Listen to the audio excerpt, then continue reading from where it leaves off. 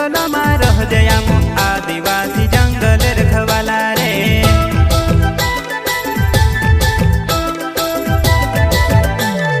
चल जंगल जमीन काजे पूजे रे आदिवासी दुनिया ने रखवाला रे।